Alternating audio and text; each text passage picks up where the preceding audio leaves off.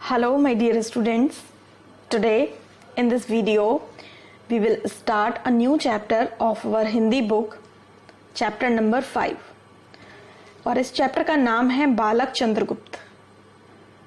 नाम से ही पता चल रहा है कि चैप्टर पढ़ने में बहुत ज़्यादा इंटरेस्टिंग होगा, क्योंकि इसलिए चंद्रगुप्त का नाम आपने पहले भी सुना होगा और चंद्रगुप्त और चाणक्य के नाम से सीरियल भी आते हैं टेलीविज़न पर बहुत सारे, तो शायद आपने कुछ एक आध देखे भी होंगे।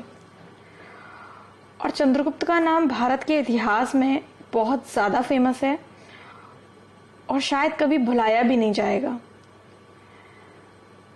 तो चंद्रगुप्त भारत के एक बहुत ही महान राजा थे, लेकिन इस चैप्टर में हम पढ़ने वाले हैं कि बालक के रूप में चंद्रगुप्त कैसे थे और राजा बनने की उनकी जो जर्नी है, जो यात्रा है, वो कैसे शुरू हुई।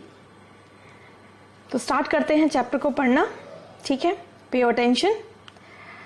चंद्रगुप्त मौर्य भारत के महान सम्राटों में से एक थे।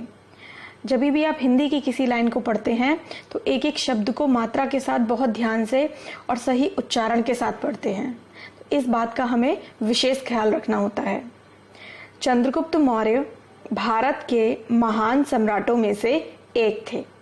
सम्राट का मतलब होता है राजा, ठीक। तो भारत में जितने भी बहुत महान राजा हुए हैं, बहुत सारे हुए हैं, तो उनमें से एक चंद्रगुप्त मौर्य थे। तो बालक चंद्रगुप्त का जो पूरा नाम था वो था चंद्रगुप्त मौर्य। अपने शासन काल में, शासन काल का क्या मतलब होता है? जब कोई राजा शासन करता है, जब कोई राजा राज्य करता है, तो राज्य करने के लिए शुरुआत कहीं से होती है और अंत कहीं तक होता है, ठीक। जैसे किसी राजा ने अगर 40 साल जो है वो शासन किया, तो उसका शासन काल क्या कहलाएगा? 40 ईयर्स कहलाएगा, 40 साल कहलाएगा। तो अपने शासनकाल में इन्होंने अलग अलग बिखरे भारत को एक सूत्र में पिरोया। अपने शासनकाल में इन्होंने, यानी कि जब इनका शासनकाल था, जब ये राजा थे, तो जो भारत था वो बिखरा हुआ था। बिखरा हुआ होने का मतलब अलग था, एकदम अलग अलग एरिया में अलग अलग राजा लोग शासन करते थे। तो भारत एक नहीं था, लेकिन इन्होंने भारत के हर भाग को, हर क्षेत्र को जीतकर भारत को एक सूत्र में पिरोया। पिरोया मतलब एक सूत्र में बांध दिया। इन्हें रणनीति के महारथी आचार्य चाणक्य का साथ मिला। रणनीति क्या होती है? एक तरह से चालाकी होती है, एक तरह से हमारे अंदर ये सोचने की क्षमता होती है कि हम क्या चाल चले, हम ऐसा क्या काम करें जिससे से ज़्यादा साम्राज्य जो है वो हमारे पास आ सके। तो उसको कहते हैं रणनीति। अब रणनीति के जो जानकार थे वो थे आचार्य चाणक्य, और आचार्य चाणक्य के शिष्य थे चंद्रगुप्त मौर्य। तो आचार्य चाणक्य जो हैं वो उनको रास्ता दिखाते गए और चंद्रगुप्त मौर्य उस रास्ते पर चलते गए, और धीरे धीरे धीरे करके एक दिन ऐसा आ गया जब चंद्रगुप्त मौर्य भारत के एक महान और तेजस्वी सम्राट बन गए। तो ये एक छोटा सा उनका आइडेंटिफिकेशन था, एक छोटी सी उनके बारे में जानकारी थी। आगे का चैप्टर तो अब नीचे से पढ़ेंगे। उससे पहले हम ये देख लेते हैं कि ये क्या दिया है। भारत के इन महान सम्राटों को पहचान कर इनके नाम लिखिए। तो 3 सम्राट भारत के दिए हुए हैं, इनको पहचान कर इनके नाम लिखने हैं। तो चलते हैं, कोशिश करते हैं इनको पहचानने की। तो जो पहली पिक्चर है वो सम्राट अशोक की पिक्चर है। सम्राट अशोक जो है वो चंद्रगुप्त मौर्य के ही वंशज थे, उन्हीं के बाद जो है वो आने वाले राजा थे। तो सम्राट अशोक की पिक्चर को आप पहचान लीजिए। सम्राट अशोक कहीं पर भी आपको बने हुए दिखाई देंगे पिक्चर में किसी में, तो इसी तरीके की उनकी वेशभूषा या हम कह सकते हैं रूप होगा। तो ये हैं आपके सम्राट अशोक। इनके बारे में भी आपको बहुत अच्छी अच्छी बातें और कहानियां पढ़ने के लिए मिलेंगी। अगर आप कोई भी स्टोरी बुक खरीदते हैं इतिहास से रिलेटेड, तो अशोक के बारे में उसमें जरूर कोई ना कोई बात कही गई होगी। जो अगली पिक्चर है वो भी एक बहुत महान राजा की है, लेकिन ये एक मुगल राजा हैं जो सम्राट अशोक के बहुत सालों बाद भारत में आए थे। तो ये है राजा अकबर, महाराजा अकबर की पिक्चर है। तो इनकी टोपी और इनकी टोपी में बहुत डिफरेंस है, क्योंकि समय बहुत बदल गया था तब तक। तो इनका रहने का ढंग और इनके रहने के ढंग में अंतर है। अगली पिक्चर जो आप देख रहे हो उनका ढंग बिल्कुल ही अलग है और वो है हमारे छत्रपति शिवाजी महाराज। तो इनकी देखिए एक बहुत बड़ी सी दाढ़ी है और इनकी टोपी और इनकी टोपी कुछ कुछ मैच कर रही है, क्योंकि लगभग ये एक ही समय सीमा के थे, एक ही टाइम पीरियड के थे। तो ये हैं आपके छत्रपति महाराज जिनकी दाढ़ी है। तो ये 3 पिक्चर आपकी 3 सम्राटों की दी हुई हैं। पहली सम्राट अशोक, दूसरी सम्राट अकबर, महाराजा अकबर, और तीसरी जो है वो छत्रपति शिवाजी। ठीक है, अब हम चलते हैं अपनी चैप्टर रीडिंग पर। पाटलिपुत्र नगर के प्रांत में पिप्पली कानन के मौर्य सेनापति का एक विभवहीन ग्रह था। ठीक है, एक लाइन अभी हमने पढ़ी है, इसका मतलब देखते हैं। पाटलिपुत्र एक शहर का नाम था उस टाइम पर, जिस टाइम पर चंद्रगुप्त मौर्य की बात की जा रही है। तो आज के टाइम में वो शहर जो है बच्चों, उसको हम पटना के नाम से जानते हैं। आपने सुना होगा ना बिहार, और बिहार की जो कैपिटल है वो पटना है। तो पटना का नाम उस टाइम पर क्या था? पाटलिपुत्र। तो पाटलिपुत्र नगर के प्रांत में, नगर या प्रांत एक ही मतलब होता है। तो पाटलिपुत्र नगर के प्रांत में इसका मीनिंग है पाटलिपुत्र नगर में। पिप्पली कानन, अब ये भी एक जगह का नाम है जो नेपाल के बॉर्डर के आसपास उस समय थी। ठीक, पिप्पली कानन। तो वहाँ पर मौर्य लोग शासन करते थे। देखो, पहले के राजा महाराजा जो शासन करते थे वो अपने सरनेम से जाने जाते थे, अपने वंश के नाम से जाने जाते थे। जैसे अभी हम जानते हैं हमारे नाम के साथ सरनेम हम लगाते हैं, कोई गुप्ता लगाता है, कोई शर्मा लगाता है, कोई जैन लगाता है ना। अलग अलग सरनेम से हम जाने जाते हैं। तो हमारी फैमिली भी जानी जाती है, Gupta family, Sharma family, Jain family, Bansal family. ठीक है, इस तरह से बहुत सारी फैमिलीज सरनेम से जानी जाती हैं। तो उस टाइम पर जो राजा महाराजा होते थे वो भी अपने सरनेम से जाने जाते थे। तो क्या हमने सीखा कि जो पिप्पली कानन थी वो एक जगह थी और वहाँ पर कौन लोग शासन करते थे? वहाँ पर मौर्य लोग शासन करते थे। तो वहाँ पर मौर्य राजा भी होंगे कोई, तो राजा जो होते हैं उनके सेनापति भी होते हैं, तो वो भी एक मौर्य ही होंगे। तो क्या था, पिप्पली कानन में जो मौर्य लोग शासन करते थे उनके एक सेनापति थे। ठीक, उनके सेनापति को पाटलिपुत्र के जो राजा थे, पाटलिपुत्र अलग अलग जगह थी, पाटलिपुत्र एक अलग साम्राज्य था और पिप्पली कानन एक अलग जगह थी, वहाँ पर अलग राजा शासन करते थे। तो पिप्पली कानन के जो सेनापति थे उनके सेनापति को पाटलिपुत्र में जो राजा थे उन राजा ने क्या किया था, अपना बंदी बना लिया था। बंदी मतलब अपना, उनको कैद कर लिया था। कुछ हुआ होगा, कोई वजह हुई होगी, कोई वजह रही होगी जिसकी वजह से उनको कैद कर लिया गया था। ठीक है, तो ये तो थी उनकी पहले की स्टोरी। अब इसमें देखते हैं चैप्टर में क्या है। पाटलिपुत्र नगर के प्रांत में पिप्पली कानन के मौर्य सेनापति का एक विभवहीन ग्रह था। अब देखो, ग्रह का मतलब होता है, गृह का मतलब होता है घर, और विभवहीन मतलब होता है गरीब, जिसमें कोई वैभव ना हो, जिसमें कोई सौंदर्य ना हो, समृद्धि ना हो, मतलब छोटा सा घर, झोपड़ी नुमा, है ना। तो क्या है कि सेनापति जिनको कि बंदी बना लिया गया था पाटलिपुत्र के राजा के द्वारा, तो अब उनके पीछे उनका रह गया परिवार। उनके परिवार में थी उनकी पत्नी और उनका बच्चा। तो वो एक छोटे से घर में रहते थे। कहाँ? पाटलिपुत्र में। इतनी बात समझ में आ गई? आगे चलते हैं। अब इसको नहीं पढ़ पाओगे ना आप, तो देखो क्या लिखा है। ये है द और माँ, द और माँ को मिला दिया तो ये हो गया महापद्म या पद्म नंद, महापद्म नंद, या हम ऐसे बोल सकते हैं महापद्म नंद। ठीक है, तो ये है आपका, आपने हिंदी ग्रामर में सीखा था संयुक्ताक्षर। संयुक्ताक्षर में 2 अलग अलग व्यंजन लिए जाते हैं और उनको मिलाकर एक अक्षर बन जाता है, तो ये संयुक्ताक्षर है। इसे हम तोड़कर अलग अलग करके भी लिख सकते हैं। तो ये है महापद्म नंद। तो महापद्म नंद कौन थे? महापद्म नंद जो थे वो वही थे पाटलिपुत्र के राजा, जिन्होंने सेनापति को क्या किया था? बंदी बनाया था।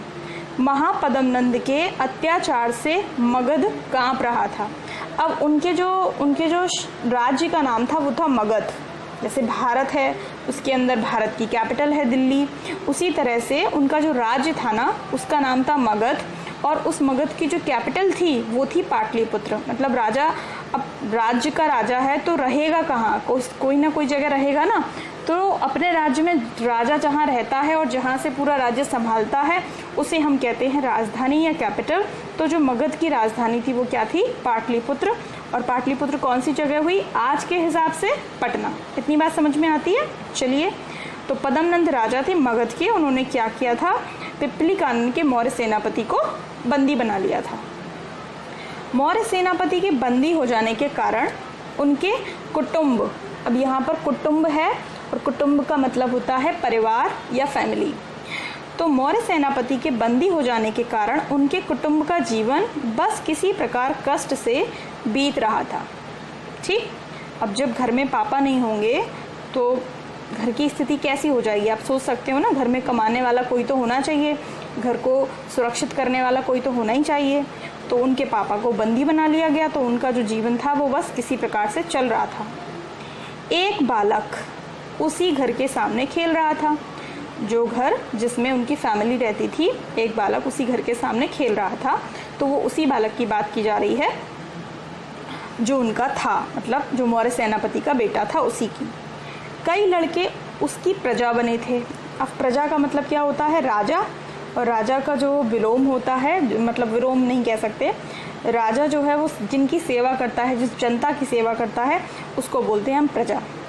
ठीक है, जैसे देश में क्या है? प्रधानमंत्री है ना, नरेंद्र मोदी जी। नरेंद्र मोदी जी के लिए हम क्या हैं? हमारे लिए तो वो प्रधानमंत्री हैं। उनके लिए हम क्या हैं? उनके लिए हम जो हैं वो प्रजा हैं। ठीक, तो एक बालक उसी घर के सामने खेल रहा था और कई लड़के उसकी प्रजा बने थे। उसकी प्रजा बने थे का मतलब वो स्वयं क्या बना होगा? वो राजा बना होगा, और वह था राजा। तो ऐसे खेल खेल में होता है ना, तुम डॉक्टर बन जाओ, मैं मरीज़ बन जाता हूँ, तुम सब्जी वाले बन जाओ, मैं सब्जी लेने वाला बन जाता हूँ। तो बच्चे ऐसे अपना अपना रोल डिसाइड कर लेते हैं और कुछ ना कुछ बनकर खेलते रहते हैं। तो पहले के टाइम में क्या करते थे बच्चे लोग? ये करते थे कि मैं राजा बन जाता हूँ, तुम जनता या प्रजा बन जाओ। तो बहुत सारे लड़के प्रजा बन गए और जो बालक था वो राजा बन गया। उन्हीं लड़कों में से वह कभी किसी को घोड़ा और किसी को हाथी बनाकर चढ़ता और दंड तथा देखो पुरस्कार, ठीक, हम बोलते हैं पुरस्कार, लेकिन पुरस्कार नहीं होता है। क्या शब्द होता है? पुरस्कार, पुरस्कार आदि देने का राजकीय अभिनय करता। राजकीय मतलब राजा का, और अभिनय मतलब ड्रामा, नाटक या प्ले। तो राजा के जैसा वो एक्ट या प्ले या ड्रामा करता था। क्या करता था? वो खुद तो राजा बन गया, अब वो लड़कों से कहता था चलो तुम घोड़ा बनो, चलो तुम हाथी बनो, और लड़के घोड़े और हाथी बन जाते थे। उसके बाद राजा उन पर चढ़ जाता था, क्योंकि राजा घोड़े और हाथी पर तो चढ़कर चलते हैं। तो वो लड़कों को घोड़ा हाथी बनाकर उन पर चढ़ जाता था और किसी को दंड देता था। राजा दंड देते हैं गलती करने पर, और किसी को इनाम यानी कि पुरस्कार देता था, और इस तरह से वो खेलता था राजा बनकर। उसी ओर से एक दिन क्या हुआ, अब देखो यहाँ पर भी फिर से संयुक्त अक्षर आ गया, ब्रा र पदेन की मात्रा। अब यहाँ पर ह और म दोनों एक साथ लिखे हुए हैं, तो इसे हम क्या पढ़ेंगे? ब्राह्मण, ब्राह्मण। उसी ओर से एक ब्राह्मण जा रहे थे। उनका नाम क्या था? चाणक्य। आपने फोटो तो देख ही ली है चाणक्य की?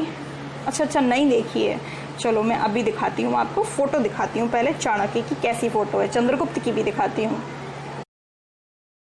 तो ये जो पहली तस्वीर है ये है सम्राट चंद्रगुप्त मौर्य की। तो देख लो आप, ऐसे दिखते हैं चंद्रगुप्त मौर्य। और ये जो दूसरी तस्वीर है ये है टीवी पर आने वाले एक सीरियल की, जिसका नाम था चंद्रगुप्त मौर्य। तो आगे आपको चंद्रगुप्त मौर्य दिख रहे हैं और पीछे चाणक्य। तो अब फोटो देखने के बाद दिमाग में अब आपके सेव हो गया होगा कि चंद्रगुप्त कैसे दिखते थे और चाणक्य कैसे दिखते थे। तो उनका नाम था चाणक्य और वो एक ब्राह्मण थे। वे बड़े बुद्धिमान थे, बहुत ज़्यादा उनके अंदर बुद्धि थी, बहुत ज़्यादा वो टैलेंटेड थे। उन्होंने उस बालक की राज क्रीड़ा बड़े ध्यान से देखी। अब देखो एक और शब्द आया, राज क्रीड़ा, और जो का है ना वो उस पर क्या है? रापदेन की मात्रा। तो आपको दो शब्द मिले रापदेन की मात्रा वाले, बहुत सारे हैं वैसे तो। देखो एक तो ये है रापदेन की मात्रा वाला, प्रजा, ठीक है। दूसरा क्या हुआ? राज क्रीड़ा। और एक और आया था अभी मैंने आपको बताया था, ब्राह्मण। ये है आपका, इसमें भी रापदेन है, लेकिन हम इसको रखेंगे संयुक्ताक्षर वाले में। तो संयुक्ताक्षर वाले कौन कौन से आए? एक ब्राह्मण शब्द आया, और एक क्या आया, महापद्मनंद। तो ऐसे करके आप छांटा करो। और देखो ये जो पिप्पली कानन है ना, ये वाला कौन सा आपका हुआ, जिसमें दोनों व्यंजन एक जैसे होते हैं, द्वित्व व्यंजन। तो जो भी आपने हिंदी ग्रामर में पढ़ा है उसका अभ्यास आपको हिंदी लिटरेचर में हो जाएगा बड़े आराम से, ठीक है। उनके मन में, हाँ तो मैं समझा रही थी कि उन्होंने उस बालक की राजक्रीड़ा बड़े ध्यान से देखी है। राजक्रीड़ा का मतलब वही है, राजकीय अभिनय, राजा के जैसा खेल, मतलब राजा जिस तरह से प्ले करते हैं उस तरह से अगर हम खेल खेल में उनके जैसा प्ले करें तो उसे राजक्रीड़ा कहते हैं। तो वे वहाँ से गुजर रहे थे और उन्होंने देखा कि एक बालक राजा की बड़ी अच्छी एक्टिंग कर रहा है, तो उनके मन में कुतूहल भी हुआ। अब ये देखो एक और शब्द आया, कुतूहल, मतलब उत्तेजना होती है ना, एक्साइटमेंट होती है, हम जानना चाहते हैं, उत्सुकता होती है हमें किसी चीज़ को लेकर कि कौन है, क्या हुआ, कैसे हुआ। तो उनके मन में एक उत्सुकता हुई इस चीज़ की, ठीक है। और कुछ विनोद भी सूझा। अब विनोद का मतलब क्या होता है, उनको कुछ मज़ा भी आया, ठीक। विनोद का मतलब आनंद होता है वैसे। तो उनके मन में जिज्ञासा हुई, उनको कुतूहल हुआ और उन्हें कुछ आनंद भी आया, मतलब उनको देखकर अच्छा लग रहा होगा ना, देखो एक लड़का कितनी बढ़िया राजा की एक्टिंग कर रहा है।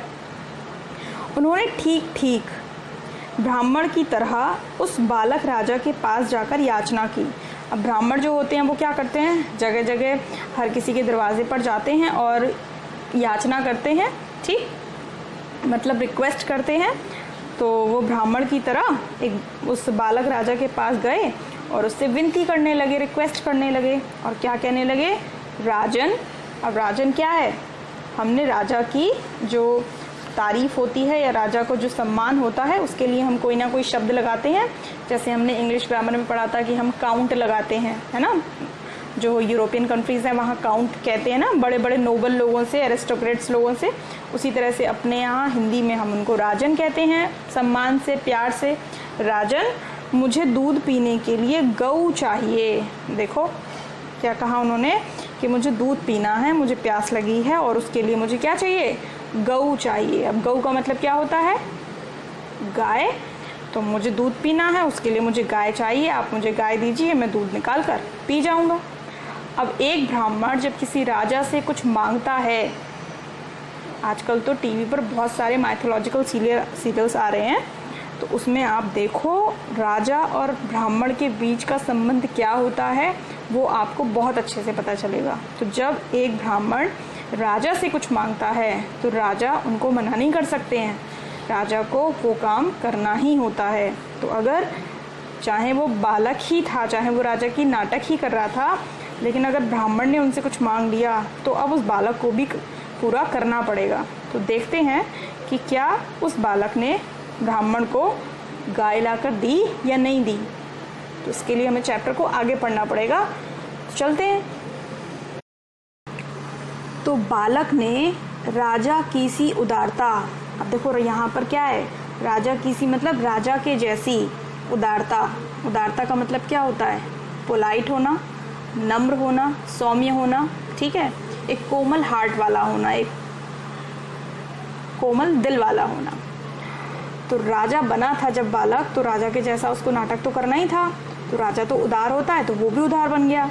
तो बालक ने राजा की सी उदारता का अभिनय मतलब एक्ट करते हुए सामने चरती हुई गायों को, अब वो खेल रहे थे, किसी मैदान में खेल रहे होंगे, तो सामने गाय चर रही थी, तो उनको सामने चरती हुई गाय को दिखाकर कहा, बड़े एकदम राजा की तरह एकदम, क्या कहा, इनमें से जितनी इच्छा हो गायें ले लो। ऐसे तो राजा बोल देते हैं, जाओ जाके खजाना तुम्हारे लिए खुला है, ले लो। तो उन्होंने उससे भी ये कहा कि भाई सामने इतनी सारी गाय चल रही हैं, जाओ जितनी इच्छा हो ले लो। ठीक है भाई। बालक ने सगर्व छाती फुलाकर कहा। अब देखो सगर्व मतलब सा जहाँ पर लग जाए आगे उसका मतलब हो जाता है के साथ, तो गर्व के साथ। तो बालक को अपने ऊपर बड़ा घमंड था, बड़ा गर्व था, तो बालक ने गर्व के साथ अपनी छाती फुलाकर कहा। क्या कहा? किसका साहस है, किसका साहस है जो मेरे आदेश को ना माने। अब वो तो राजा था ना, वैसे एक्टिंग कर रहा था तो राजा की पूरी अच्छे से एक्टिंग उसको करनी थी।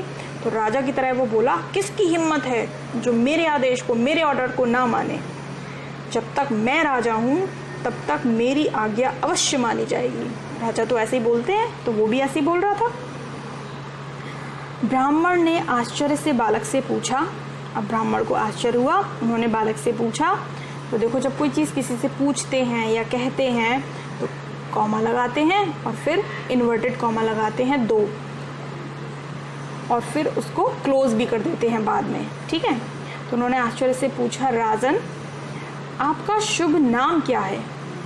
राजन मतलब राजा, आपका शुभ नाम क्या है? ठीक,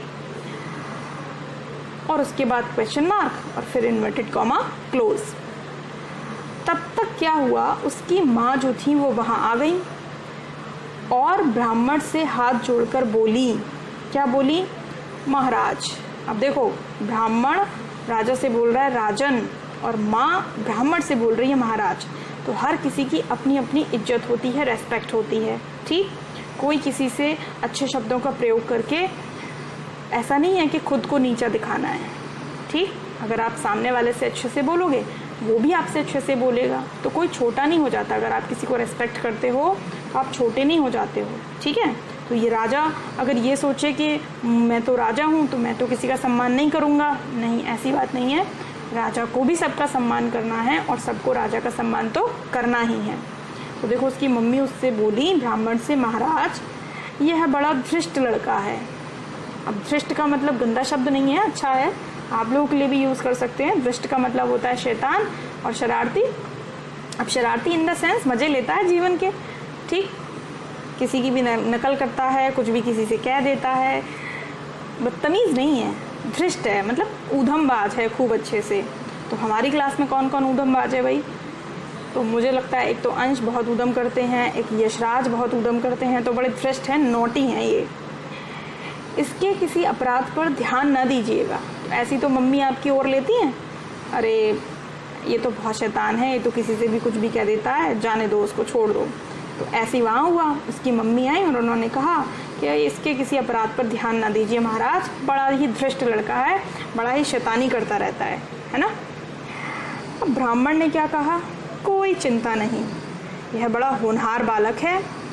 अब बालक के अंदर जो टैलेंट है ना, वो मम्मी पापा इतना अच्छे से नहीं पहचान पाते जितना अच्छे से जो ब्राह्मण होते हैं, जो गुरु होते हैं, वो पहचान लेते हैं। तो मम्मी को लग रहा था कि ये तो जो ब्राह्मण है वो नाराज़ हो जाएंगे, लेकिन नहीं, ब्राह्मण नाराज़ नहीं हुए। उन्होंने देख लिया कि बालक में बात तो है, होनहार है बालक, मतलब बहुत टैलेंटेड तो है। इसकी मानसिक उन्नति के लिए, शारीरिक उन्नति तो आप कर ही लोगी खिलाकर, ठीक है, खिलाकर पिलाकर, लेकिन अब क्या चाहिए, इसकी मानसिक उन्नति चाहिए, इसको मन से स्ट्रॉन्ग बनाना है। तो उन्होंने उनकी माँ से कहा कि काम करो, तुम इसकी मानसिक उन्नति के लिए इसे राजकुल में भेजा करो। अब राजकुल मतलब राजा के यहाँ भेजा करो, ठीक है, पढ़ने के लिए, सीखने के लिए। तो जब ये राजकुल जाएगा, राजा के बच्चों के साथ उठेगा, बैठेगा, खेलेगा, तो इसकी मानसिक उन्नति होगी। और वैसे तो ये बड़ा बुद्धिमान है ही पहले से। तो अब इस बात पर क्या हुआ, उसकी माँ ने क्या कहा, देखते हैं आगे। उसकी माँ रोने लगी और बोली, हम लोगों पर राजकोप है। अब राजकोप एक और नया शब्द आ गया, और राजकोप का मतलब क्या होता है, राजा का कोप। कोप का मतलब गुस्सा। हम लोगों पर राजकोप है मतलब राजा हमसे नाराज़ हैं और हमारे पति राजा की आज्ञा से बंदी किए गए हैं। बताया था ना मैंने आपको कि उनके पति बंदी बना लिए गए हैं। तो ब्राह्मण ने कहा, बालक का कुछ अनिष्ट ना होगा। अनिष्ट मतलब उसका कुछ बुरा नहीं होगा, चिंता मत करो। पति को बंदी बनाया गया है, इसका मतलब ये थोड़ी ना कि बच्चे से कुछ कहा जाएगा। तो ब्राह्मण ने कहा कि बालक का कुछ अनिष्ट नहीं होगा, तुम इसे अवश्य राजकुल में ले जाओ, तुम ले जाओ अवश्य राजकुल में राजा के पास। इतना कहकर बालक को आशीर्वाद, अब यहाँ पर रारेफ की मात्रा आ गई, आशीर्वाद देकर वे चले गए। उन्होंने बालक को आशीर्वाद दिया और वो चले गए। अब उसकी माँ बहुत डरते डरते एक दिन अपने चंचल तो वो था ही, उसका मन तो बड़ा चंचल था, कभी इस काम में कभी उस काम में, एक काम में तो मन ही नहीं लगता था। तो चंचल बच्चों को हम बोलते हैं फिकल माइंडेड, हर समय दिमाग उनका उड़ा उड़ा रहता है, किसी भी एक चीज़ में प्रॉपर नहीं लगता है, कभी इधर कभी उधर, अच्छे भी होते हैं, ऐसा नहीं है कि फिकल माइंडेड बच्चे अच्छे नहीं होते, अच्छे होते हैं। तो एक दिन वो क्या हुआ, अपने बालक को जो कि चंचल था और साहसी था, साहसी मतलब हिम्मत वाला था, ब्रेव था, डर नहीं लगता था उसको लेकर राजसभा में पहुंची। अब राजसभा क्या होती है, राजा की सभा, देखा होगा ना, सामने महाराज बैठे होते हैं और फिर उनके आगे उनके सारे मंत्री और तमाम अधिकारी, सेनापति सब लोग आसीन होते हैं और कुछ और भी देशों और भी राज्यों के राजा लोग बैठे होते हैं। तो सभा लगती है, बड़े बड़े विद्वान आते हैं, तो उनको राजसभा कहते हैं। वहाँ पे ले गई। अब राजा कौन था, महापद्मनंद। राजधानी क्या थी, पाटलिपुत्र। तो महापद्मनंद की जो एक छवि थी ना, जो इमेज थी, वो कैसी थी कि वो बड़े निष्ठुर हैं। निष्ठुर मतलब दया नहीं है उनके हृदय में, और मूर्ख भी हैं, मतलब जो जैसा कोई समझा दे वैसा मान लेते हैं, और त्रासजनक हैं। त्रासजनक का मतलब क्या होता है, बड़े बड़े भयानक हैं, बड़े मतलब डरावने से हैं, डर लगता है उनके सामने जाने पे, पता नहीं क्या कह दें, पता नहीं कब गुस्सा आ जाए, पता नहीं क्या दंड दे दें। तो तीनों शब्द उनके लिए थे, वो निष्ठुर थे, मूर्ख थे और त्रासजनक थे। उसकी राजसभा बड़े बड़े चापलूस मूर्खों से भरी रहती थी, मतलब ऐसे लोगों से भरी रहती थी जो हर समय राजा की चापलूसी करते रहते थे, राजा के मुंह पर राजा की बड़ाइयाँ करते रहते थे, तारीफ़ें करते रहते थे। तो वो उनको बड़ा अच्छा लगता था, किनको, महापद्मनंद को। ठीक, अब पहले राजा एक दूसरे के बल, बुद्धि और वैभव की परीक्षा लिया करते थे, और इसके लिए वे तरह तरह के उपाय रचते थे। तो राजा क्या करते थे, एक दूसरे के बल, कि तुम में क्या बल है, तुम में कितनी बुद्धि है, तुम्हारे पास क्या वैभव है, कितनी संपत्ति है, इसकी परीक्षा लेते थे।